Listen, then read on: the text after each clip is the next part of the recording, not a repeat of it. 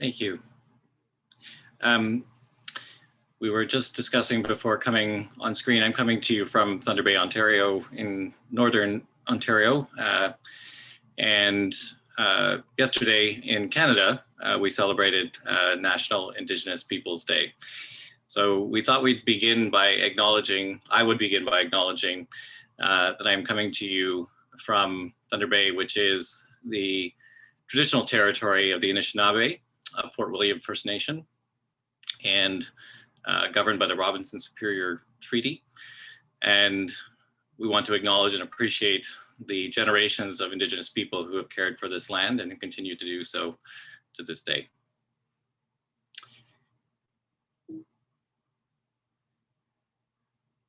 Sorry, I'm having a small technical issue. Next slide, I think, Elysée. Recognizing that palliative care as a term or concept may be unfamiliar to some who are joining us today, we wanted to begin by saying that we're speaking of palliative care in its broadest sense, which is really the provision of holistic care to people facing any life-threatening illness. Next slide.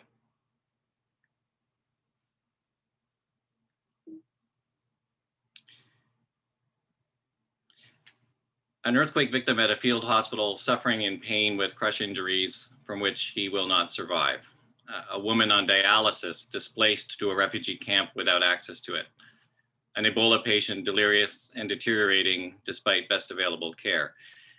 Palliative care has not traditionally been thought of in these contexts, yet we know death and dying and life-limiting illness are integral aspects of all life everywhere, as the slide illustrates. The humanitarian ethos of saving lives and rescue has sometimes led to an inability to acknowledge the need to care for those whose lives cannot be saved, or at least not in the traditional understanding of that concept. Next slide. I'd like to briefly outline the process and components of our study as a whole, and I'll also speak to a few aspects from the broader pieces of the study, and hopefully this will set the context for Elysée to share more in-depth from our work in Guinea. We began with a scoping review of the existing published and gray literature. At the same time, we launched an open access survey for breadth and a qualitative study of humanitarian health workers and policymakers for depth to try and establish a landscape or a state of thinking around palliative care provision in the humanitarian sector. We used that information to inform the development of interview guides for more in-depth qualitative studies, and we sought to represent various types of humanitarian emergencies and target contexts with which our team had some connections already. For those who wish to know, the overall qualitative methodological approach was interpretive description using a constructivist and naturalistic paradigm. Next slide. Ultimately, these were distilled to examining public health emergencies through the lens of the West African Ebola epidemic in Guinea, which we'll talk more about. Acute refugee crises, mainly in Jordan with predominantly Syrian refugees, but also in Bangladesh among Rohingya refugees. A more protracted refugee context in Rwanda with refugees from Burundi and Democratic Republic of Congo. And finally, various types of natural disasters in multiple countries. The natural disaster context proved particularly challenging to identify a single event or a site. So instead, participants were recruited who had connections to one or more natural disaster responses. Next slide. In public health emergency and refugee contexts, we interviewed predominantly local recipients and health workers, whereas for natural disasters, for pragmatic reasons, we focused on international and local healthcare providers. We worked closely with local researchers in designing and data collection, management, interpretation, and dissemination wherever possible. Next slide. Our team consisted of our principal investigators, along with lead investigators for each of the components, alongside a local lead investigator and other collaborators in each setting. And they were backed by our interprofessional team. From our literature review, there was consensus that it was ethically and practically important for humanitarian healthcare teams to be better prepared to deliver palliative care. However, the nature of palliative needs were contingent on multiple and often shifting factors. There was a lack of evidence for how to do it well beyond some promising anecdotal accounts. And in general, conditions were suboptimal for palliative care provision due to a lack of training, a lack of guidelines, and a lack of resources. Next slide. To quote one of our respondents, I've literally watched hundreds of babies seize to death, and it's just a terrible, but I didn't have a way of keeping them comfortable and letting them die in a warm, comfortable place. And that really haunts me. I don't believe in hell, but I kind of think there is a special place in hell for me. One key message that emerged from our interviews with health workers and policymakers was that a failure to effectively address the suffering of patients with palliative care needs repeatedly resulted in stories of traumatized providers, wounded healers. Conversely, stories where they felt a difference had been made were often sustaining. This provides an additional clear rationale for preparing them to provide care to those patients and families with palliative care needs as a critical component of actually sustaining capacity in the humanitarian health sector itself. Next slide. Our health workers and policymakers were very experienced, and while recognizing the need for palliative care, they also identified several obstacles to its inclusion. Despite obstacles, in most cases, they were also able to recommend solutions. One of the most crucial was the reality of triage and the rationing of scarce resources that's often inherent to these settings. One health provider shared, so these patients who were dying were put aside, and basically, literally, nobody would care for their needs, because I was under enormous pressure to help those who had a chance for cure. While this is the extreme end of the continuum, it nonetheless has to be honestly addressed for palliative care to be seriously contemplated. It was recognized that much palliative care required limited resources. Often it could be provided by lay caregivers with healthcare provider support. And further, it may actually prevent limited care resources from being misdirected into aggressive and interventional care that would be ultimately futile or even harmful. The EVD epidemic in Guinea provides one example of how these realities impact palliative care provision.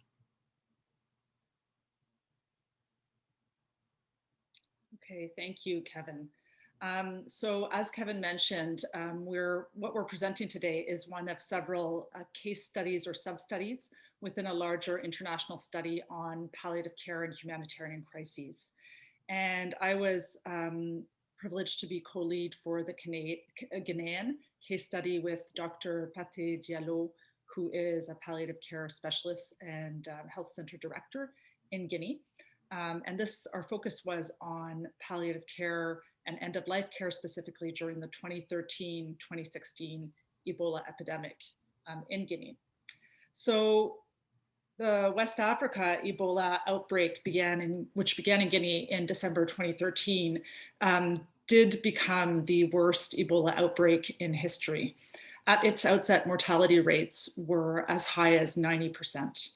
And where in high-income countries, it's possible with rapid and optimal treatment of Ebola to get mortality down to about 20%.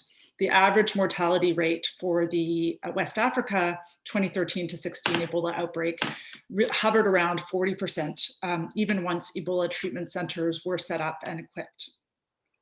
So limited and chronically underfunded health facilities in the affected countries of Guinea, Liberia, and Sierra Leone were, as you will recall, most of you from the news, really quickly overwhelmed by the influx of cases, by also the lack of protective equipment and the inability to isolate patients, as well as the fact that these countries, while unfortunately familiar with other outbreaks such as meningitis or cholera, had few healthcare providers with past experience managing this highly infectious and fatal level 4 pathogen. So that's a bit of the setting, but then also responsibility for patient care during the West Africa Ebola outbreak, as is the case in many humanitarian emergencies, relied on an international response. So in Guinea, Médecins Sans Frontières, Alima, the Red Cross, the World Health Organization were some of the more prominent international organizations that stepped up in spring 2014 to support national Guinean efforts to contain the growing crisis. A majority of the Ebola treatment centers in the country were built and equipped by these international healthcare organizations, and expatriate humanitarian actors led the development of technical guidance for Ebola treatment center setup and patient management. So healthcare teams in Ebola treatment centers in Guinea were composed of a combination of national, but also expatriate healthcare providers. And whenever there is a layering of expatriate resources and expertise onto national public health emergency responses, this does beg careful consideration of how healthcare provided can be culturally sensitive, integrating culturally specific expectations or preferences related to care of those seriously ill, and in the case of Ebola, at serious risk of dying. So our study aimed to learn what was done for the dying in Ebola treatment centers in Guinea, as well as challenges and expectations related to end-of-life palliative care in this context and in this emergency. Ultimately, we had a pragmatic goal, as the Humanitarian Healthcare Ethics research group does for its research. We wanted to learn how can healthcare teams composed of both national and international responders support the dying under the unique conditions of an isolation center in the midst of a public health emergency, and as part of an international response that involved the provision of care by many providers that would be unfamiliar with the cultural context of Guinea. While focused on Ebola in this one African country setting, we can draw on findings to reflect on patient care and other highly infectious diseases, and that's what we're proposing to do with you today, thinking, for example, about COVID-19. We won't, and we don't want to over-exaggerate the similarities between COVID-19 and Ebola. But as we were preparing the manuscript and analyzing the data from Ebola, our team was really struck by many parallels, and we'll get to those a bit later on in the presentation, but we definitely also invite your reflections on points of resonance or dissonance between COVID-19 and the Ebola stories you'll be hearing. So Kevin talked about the methods for the overall study. In the case of the Guinea case study, we had 15 semi-structured interviews. There were some challenges with recruitment. Happy to talk about those in more detail during the Q&A. But you can see on the right side of the screen there, the breakdown of who we interviewed. We sought out a range of perspectives, interviewing obviously male and females, healthcare providers, relatives of patients who had died, a religious leader who had supported patients and relatives of the deceased. And the providers included physicians, nurses, a psychosocial support worker, as well as there were 2 providers who had themselves contracted Ebola, and therefore when they were interviewed, they spoke about their experiences as patients as well as providers. Okay. I'd like to acknowledge that the interviews were conducted by a very talented young anthropologist, Sekou Kouyaté, and friend who unfortunately died on December 16th from sepsis recently. So I just want to acknowledge that without Sekou, we would not have the rich data we will be presenting today. Like all studies, ours has limitations. We recognize that the sample is quite small. We recruited through networks. We recruited through Ebola survivor networks. And that means that many of those approached for interviews had already participated in several other interviews and studies. And at the time of data collection, Ebola remained a highly feared and stigmatized disease. So this did complicate recruitment a little bit in terms of who was willing to even hear about the study. And of course, we don't have any representation or perspectives from those who did not survive the Ebola treatment centers. So what did we learn? I still see the death before me like that. I don't even see you. I see myself in the center like that. I see myself with the deceased patients. I see myself with friends who passed. So the exceptionally high levels of mortality, fear, and personal risks that mark the Ebola outbreak in Guinea constitute important dimensions to recognize as part of the unique conditions being navigated by healthcare providers caring for the sick and dying during this public health emergency. Even after the crisis abated, there was collective grief and impact of Ebola's presence on individuals, communities, and families. And of course, there were psychosocial impacts, but also material impacts. Many people reported losing their jobs while they were sick, reported losing their homes. Some lost their networks of family because of stigma and fear of Ebola. And of course, many lost family members and their supports there. So there is a higher mortality rate from many diseases in Guinea compared to, for example, Canada, where I'm speaking to you from. But still, participants stressed that they had never lived or imagined anything as horrific as their experiences with Ebola. Several participants described multiple family members, mentors, colleagues falling severely ill and dying from Ebola in quick succession. Some described being unable to shake images of incessant death and the pain of life inside the Ebola treatment centers. One physician interviewed had signed off on 664 deaths in his first months of serving in the epidemic. Alongside this witnessing of death and dying, participants remembered fear, their own and that of their family, who worried, in the case of healthcare providers, that they would contract the disease and die. And this fear of death was often exacerbated by the fear of social death because of the context where Ebola was again highly feared, and there could be the possibility of losing your family or losing your relationships if you were associated with the disease. So as you can imagine, there were many, many challenges to providing palliative care in this context.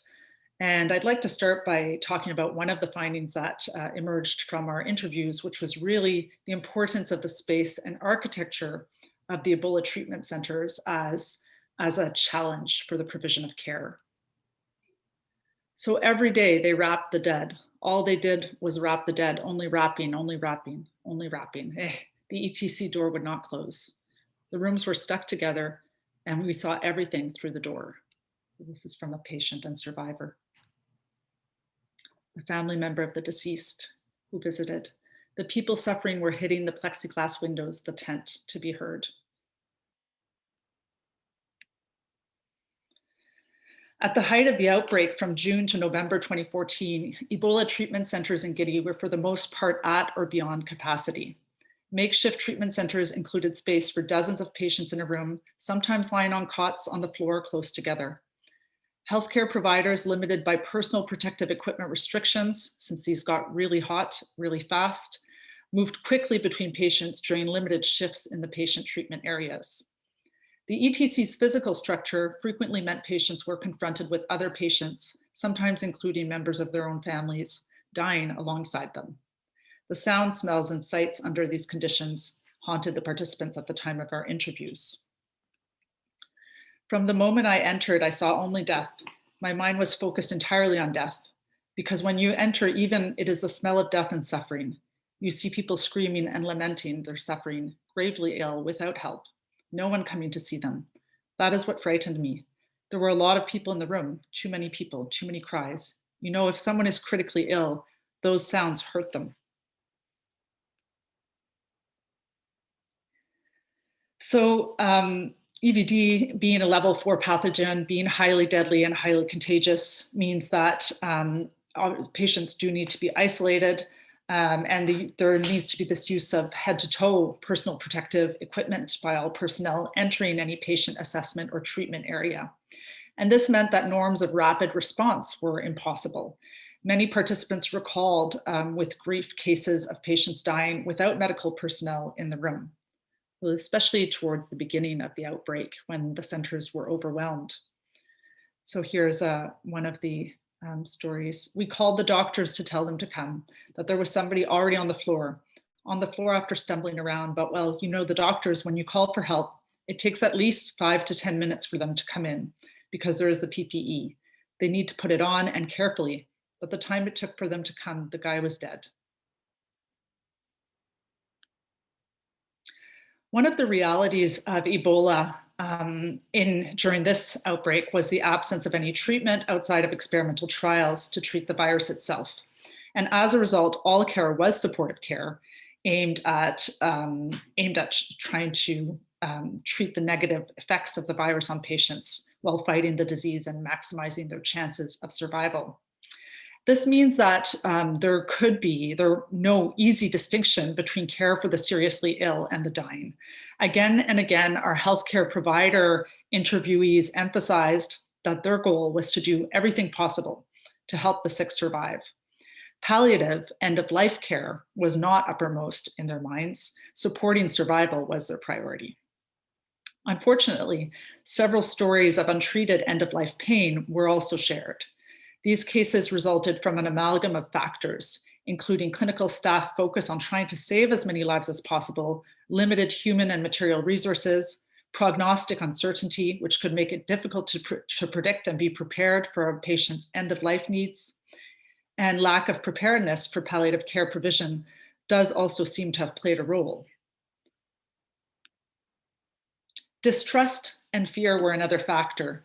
So this was not exclusive to palliative care, but given the number of rumors that were circulating about Ebola treatment centers, including rumors that these were organized to actually eliminate sections of the Guinean population and places where people would never emerge, there was high distrust by many of the patients who came in. So here's one survivor's account. There was the case of a woman who didn't take her drugs. When the doctors would give her the drugs, she would take them in her hands and do as though she was taking them. Then after the doctors would leave, she would dispose of them. I told her, if you don't take those capsules, you will die. She did not listen, and she died a few days after. Several factors, though these could not eliminate the hardships in the ETC, provided some relief to the seriously ill and dying. And so I'm going to move now away from these various challenges into some of those strategies or moves that did actually support end of life with dignity. In the absence of curative pathways for Ebola, one thing healthcare providers could do for patients was provide relief through drugs for pain, agitation, nausea, and diarrhea. As previously noted, some end-of-life suffering went untreated, but addressing suffering was uppermost to actions that were taken by the healthcare providers in the centers. The treatment of pain, of course, involved challenges. Some patients would have benefited from IV fluids or medications, but were too agitated or uncooperative due to confusion or the absence of translators to discuss options or understand care plans. One expatriate healthcare provider noted that some Guinean team members were reluctant to use opioids, injectable and intravenous, which may have been due to a lack of experience with these drugs or to cultural ideas around the use of opioids. Patients and providers alike recognize the importance of connecting patients with any family they had as a key means of providing psychosocial support. Phones were provided to patients with credit to telephone their family on the understanding such connection was crucial to potential recovery. While prognostic uncertainty often rendered it impossible to predict which patients would die, healthcare providers did make efforts to alert any family members if one of theirs seemed close to death and to arrange a final visit. In these cases, the family member could see their loved one through the fence or visiting area in some of the Ebola treatment centers. Truth-telling related to prognosis is also an interesting strategy that was used, at least surprising to some of us on the team. So truth-telling related to impending end of life and death in the case of discussions with bereaved families is a valued principle in healthcare jurisdictions worldwide. But in the Guinean Ebola Treatment Center, limited sharing of diagnoses, prognoses was not uncommon and was practiced by healthcare providers and fellow patients, as well as friends or relatives visiting from a safe distance. This is because hope was deemed crucial to recovery. And it was a reason given for limited truth-telling. So one of our participants, a doctor, described the case of a young man who constantly asked about his mother and father who had entered the treatment center with him. The patient was constantly worried about his parents, and the doctor said, "I did everything in the ETC so that the young man did not realize his parents had died." But when eventually a fellow clinician spoke the names of the dead in front of this young man, the participant, senior doctor, was really upset because for him, there needed to be a strategy to protect patients from such news. So he told his younger colleague, "What you have done here, it's serious. And it's serious because your words can really affect this young one. Your words can morally crush this young one." Relatedly, a couple of participants did not see any value in having priests or imams enter the ETC to supplement existing psychosocial supports because the presence of religious leaders was viewed as something that would announce an impending death and increase anxiety in the patients. So seeking to protect patients may not have been the only reason underlying limited truth-telling. At least one healthcare participant could not explain why he had been unable to answer a seriously ill patient's requests to be told the truth. He's, sorry, and I'll change that. So the patient had said to this healthcare provider, "Tell me the truth." When someone asks someone who is sworn to tell the truth that, "You realize what that means?" Well, those words weighed on me every time I left the room. He was asking me to provide him with restitution, whether he would live or die. And I had the number, his numbers were very low. I knew he was going to die, but what day I didn't know. So if he pushes me to tell the truth, you see? And so I just stayed there, tapping. I couldn't say it. I couldn't find words to say it.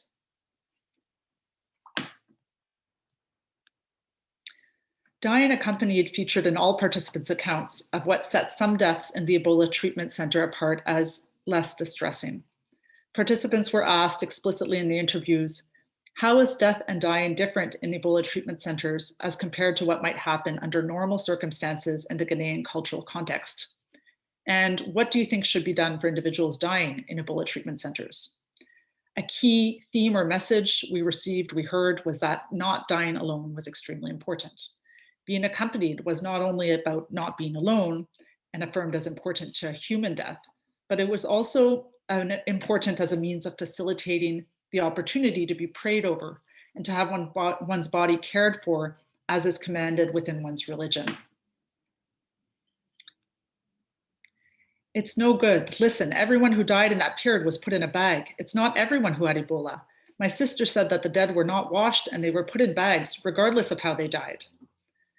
The thought of dying without customary post-mortem religious rituals was deeply disturbing to some and difficult for some to understand because this was being practiced outside the ETC as well in some cases.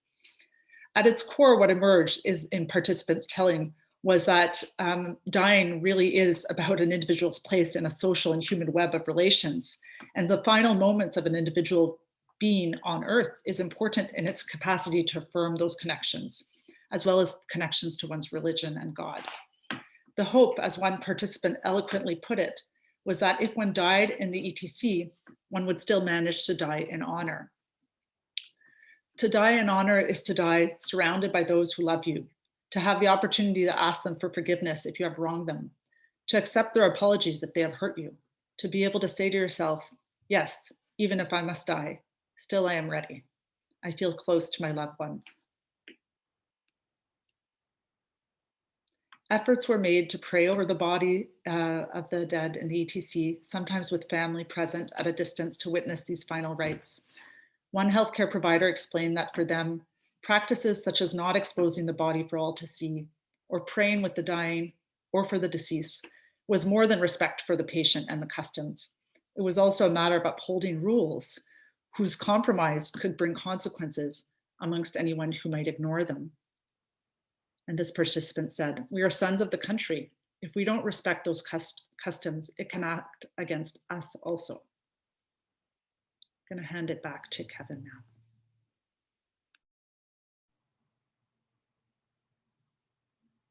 So thanks, Elysée.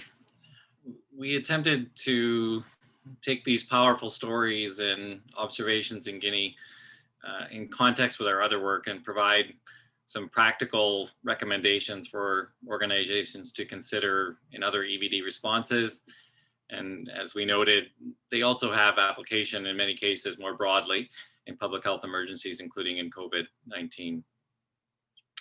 Broadly, we tried to group them into kind of patient-centered, policy-centered, and provider-centered recommendations. Certainly recognition of the role that spatial architecture plays, both in terms of preventing trauma and facilitating contact, were highlighted and need to be given probably more prominence than we might otherwise going forward.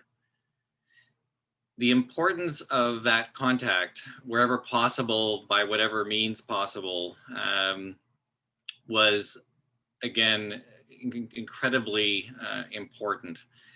And if it's not possible, ensuring that the dying are at the very least not alone was also something that we need to think about how to operationalize as a priority. And it must be done, as Elysée has so eloquently shared, in ways that really do recognize particular cultural, particular patient and family needs and preferences to the full extent possible. Next slide.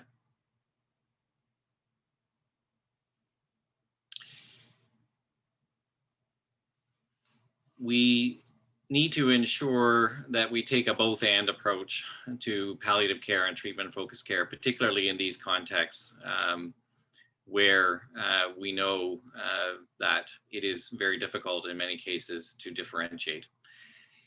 And ultimately, without access to palliative medicines and supplies, it is impossible to deliver the kind of relief of suffering that we need to in these settings.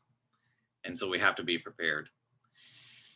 I think the other thing that really stood out was the importance of local healthcare providers. Their role in guiding contextually appropriate care cannot be emphasized. And so ensuring that they are both present and empowered to provide that guidance is critical. Next slide. In order for palliative care to be considered and let alone delivered, it does require pre-crisis training. It does require guidelines that incorporate palliative care as part of the care that people are expected to deliver. And often it does require ongoing support as people are learning and meeting new challenges. One of the really unique aspects, I think, in Ebola that came forward was the recognition that in many cases, fellow patients were caregivers. There were bonds actually formed in the ETC between patients, almost familial type bonds from going through this experience together. So figuring out how to really recognize that role and support it practically, but also in terms of psychosocial support was another lesson that we felt was important to highlight. And as we were just discussing, recognizing that the Western dominant view of the importance of truth-telling may need to be contextualized in many settings, actually, so that it is done in a way that is appropriate and not harmful. Next slide. I expect that some of those recommendations may resonate with some of your own experiences with COVID-19 or in other settings. There may be other things that you recognize from this work that we have maybe overlooked. So we'll look forward to talking about that.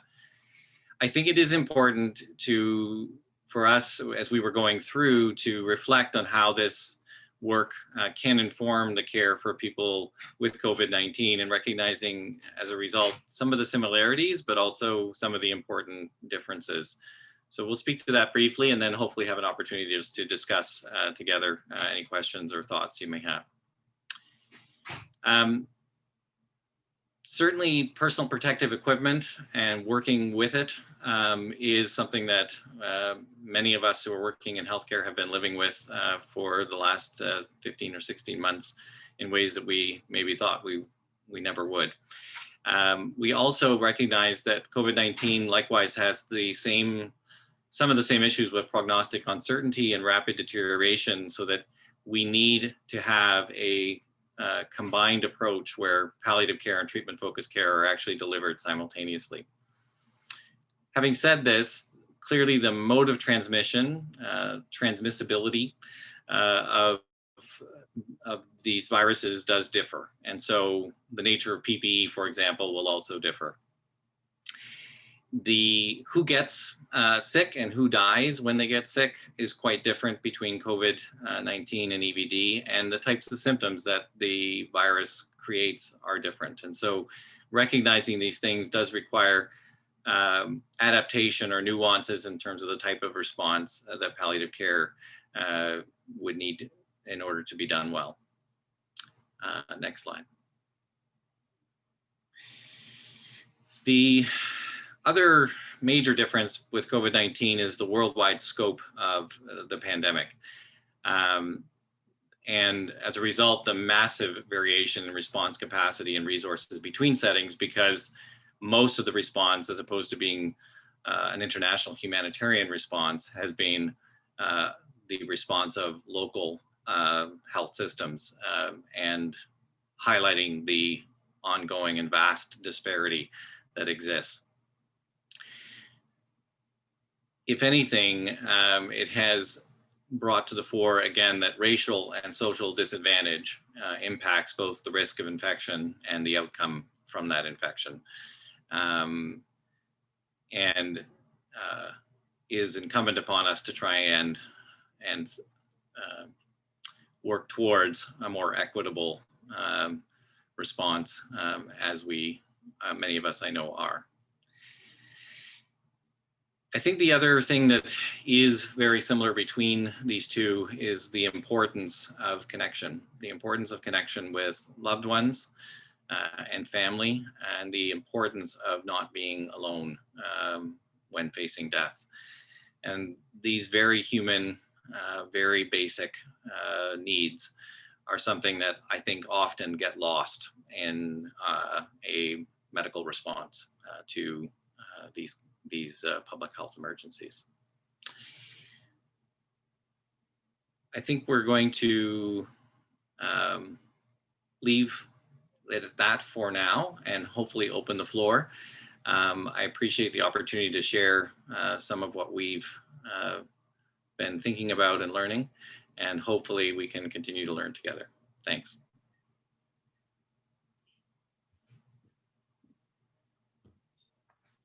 Thank you, Kevin and Elysée, for that very informative and impactful presentation. We are now at the part of the webinar where we'll take questions from the remote audience.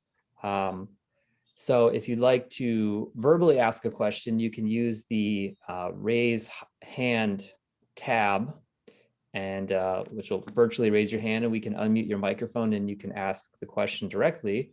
Or you can send them through the Q&A, and I'll just read them out loud and we'll have the presenters answer the question. I did want to start out with one here. Prognostic uncertainty was mentioned several times during the presentation. I'm wondering, how can the mindset around palliative care be changed so that it can be provided in parallel to treatment focused care when prognosis is uncertain? I'll have a go at that. I will say, in all honesty, that it is part of my day-to-day life. We have struggled in my own setting with patients in the ICU to have our ICU physicians recognize that we can do this at the same time. I think fundamentally it is probably practically about framing this as addressing suffering during treatment. So making sure that clinicians who are focused on treatment are also recognizing the need to treat things like pain, breathlessness, agitation, and so on. And that, to me, is a bit of a foot in the door often with clinicians in terms of things that they understand. But it does have to, at some point, go beyond that, where we are helping, hopefully helping them together recognize the need for human contact while all this is going on, and the reality that we need to be prepared and help families to prepare as much as possible for both outcomes, recovery and death. It's not easy work, but I think it's partly about shedding a little bit of our adopting a bit of humility, I guess, is maybe one way of saying it, in terms of the kind of care we provide, and recognizing that we need to take off our capes sometimes, if I could put it that way, and know that we're doing the best we can, but people will unfortunately succumb in some cases, and we need to be mindful and provide the best care possible to them as well. Thank you for that. We do have a question here from the remote audience from Allison. Allison says, would speaking openly about death and end-of-life planning potentially improve or weaken the fragile trust in HCPs in this sociocultural and medical landscape? Okay, so I think that there's, I'll take that one, Kevin. So if I understand the question correctly, it's if it's spoken about openly by the expatriate healthcare providers or by the local ones with the patients. There's a few dimensions, right? Because there's the relationship between local and expatriate healthcare providers. And as Kevin mentioned, I mean, the local healthcare providers certainly have the lead in terms of guiding what is going to minimize harm and be acceptable and appropriate within that context. So I think that there certainly would be a risk, not so much that only truth-telling kind of upsets relationships on the working team that's international, but kind of upsets the power dynamics by kind of reaffirming a historically problematic relationship of international organizations coming in and imposing particular ways of working on local healthcare partners. So there's that trust. But then in terms of, it's hard to say because, for example, that patient who seemed to really want to know, in their case, was asking very explicitly to know the truth. The patient seemed to be ready for an answer. And there, it may be that the clinician was unprepared for breaking bad news, essentially, for this kind of conversation. And that goes back to the preparedness and moving away from the public health emergency. I mean, these are acute situations, Ebola with high mortality rates. And yet the preparedness was really, the focus was still very much on, obviously, trying to optimize survival. But there does seem to have been a limited preparedness for those conversations ahead of time. And it could be done in a way that is appropriate, especially if patients and family are asking for that information. So it's probably case by case in terms of whether it would shatter or trust. I don't know if I'm answering your question, Allison. I might just add that I think it's, it's the proverbial elephant in the room. And I think the woman who did the quote that we shared, the woman who came in and basically said, death is everywhere. The patients are thinking about dying. And I think finding a way to acknowledge that and still focus and reassure where it's appropriate on what we are doing to try and, again, it's this both and. Clearly there are risks, and clearly it is a culturally laden situation that many of us in palliative care dance with daily. But nonetheless, it is what, in my experience, I would say it is what people are thinking about. So finding a way to address it explicitly, but not take away hope is really the challenge. Mm-hmm. Thanks. And yeah, I think it is an area that merits its own exploration in Guinea in terms of how to manage and why there might be different ideas or preferences on management. Because the other thing is that in many parts of the world, language is weighted with the power to create, right? So if you speak of death, you're causing death. And I know that with Ebola, there were people who, if you said the word Ebola, you would bring it into your household. So you were not to speak certain words. So I think there is certainly is further research to kind of see, yes, how do you have conversations but avoid what might be like deeply felt as potentially provoking a decline in the patient. So there is a lot that we don't know. And there's a second part to that question from Allison. Allison went on to say, I don't know if this applies in other parts of the world, but generally end-of-life planning and goal setting is difficult even under ideal circumstances here. Here I'm presuming is Western country. She goes on to say, what could be done to support and enable these conversations between patients and HCPs, particularly HCPs that may be from outside of Guinea, the expatriate HPCs you mentioned, administering pain and symptom management medications. Unknown caller. Do you want to start, Kevin? Sure, I can try. Yeah, I think we are very cognizant of, as it sounds like Allison is, of the complexities of these dynamics. I think in large measure, at least, trying again to reflect on what we've learned, it probably involves explicit conversations between local healthcare providers and expatriate healthcare providers. And these are difficult circumstances in which to have long conversations, but at least to include, in terms of how we are structuring our response, conversations about how do we approach people who are suffering and how do we approach people who are potentially dying, and being able to hopefully have that be a respectful dialogue where we are guiding each other a little bit in terms of how to do that. I think the particularities will probably vary quite a lot from setting to setting, but I think what's perhaps one step back is the fact that it didn't, in many cases, didn't feel like this was even a consideration in terms of the kind of care we were prepared to provide.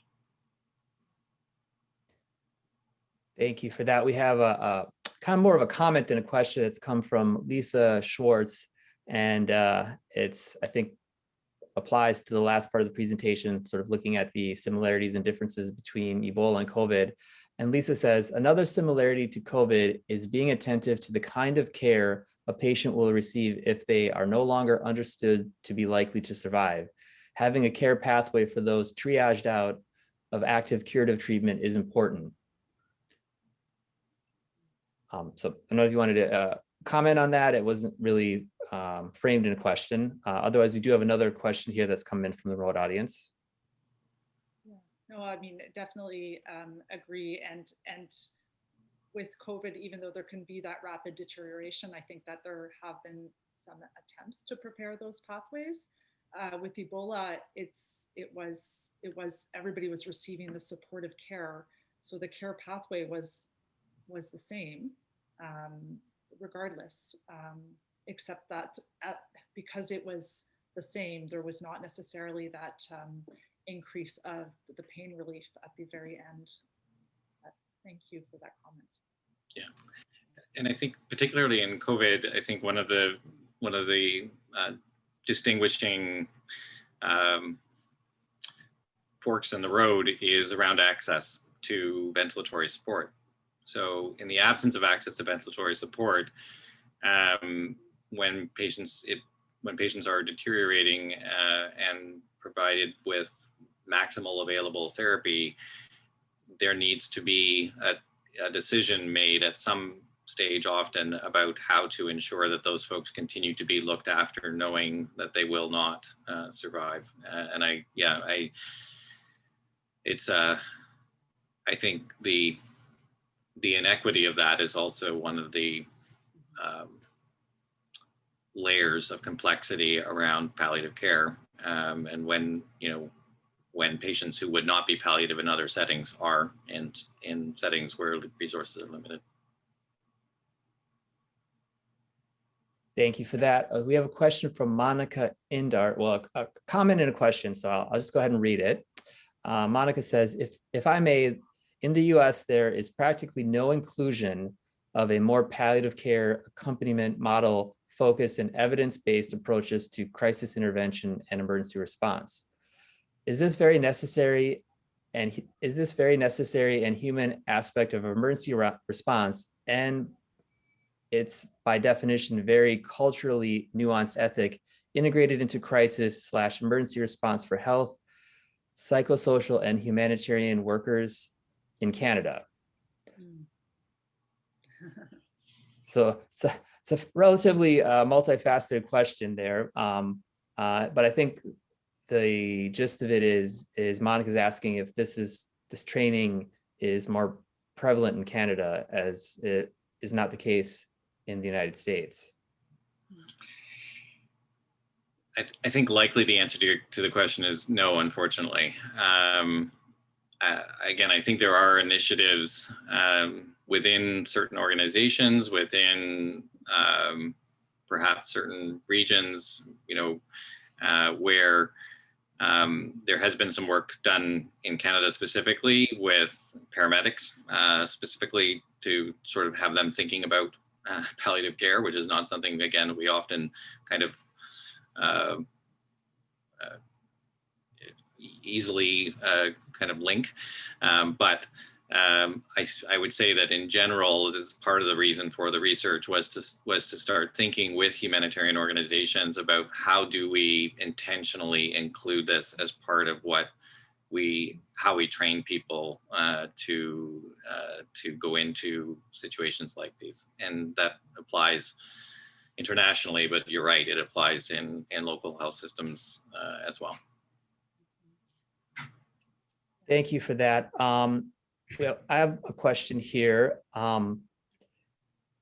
Is there a concern that providing palliative care could become an impediment to advocating for the best, most equitable curative care possible? Thank you.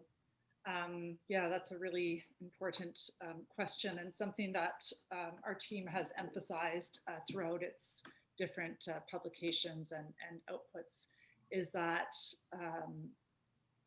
palliative care is never to kind of replace the goal of aiming for more equitable and inclusive access to high quality curative care where that's possible.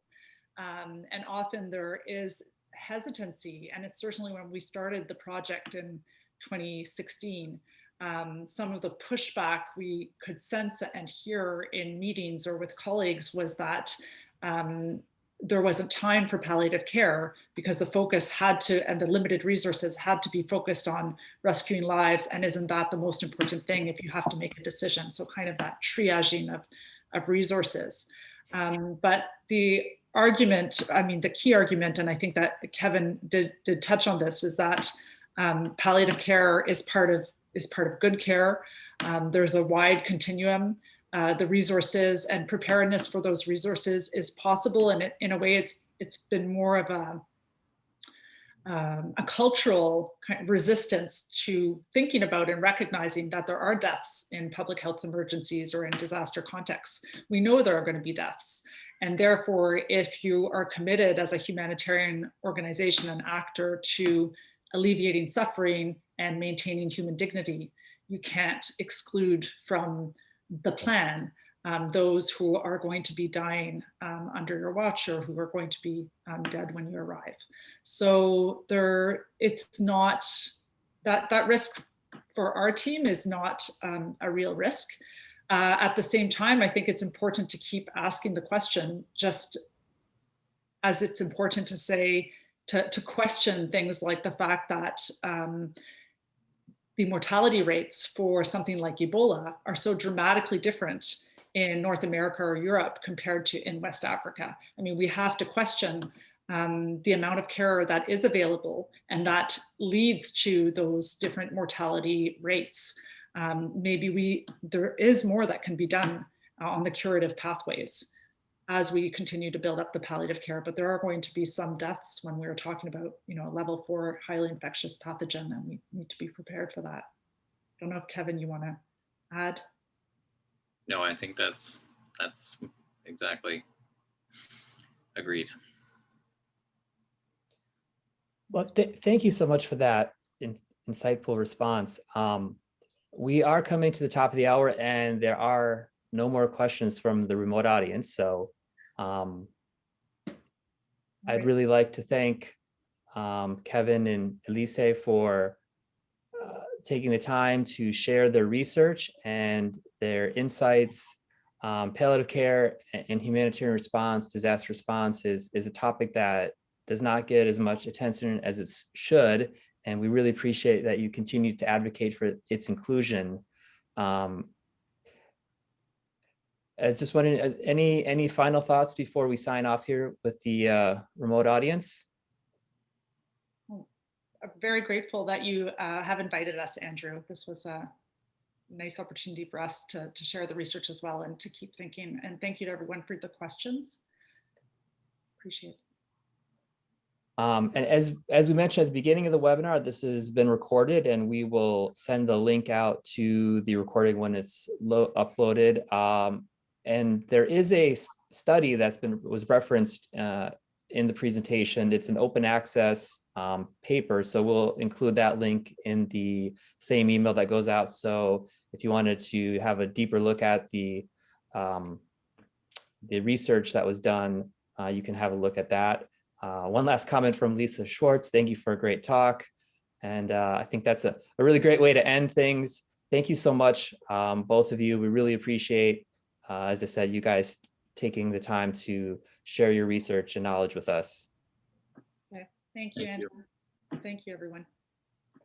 Bye-bye. Bye.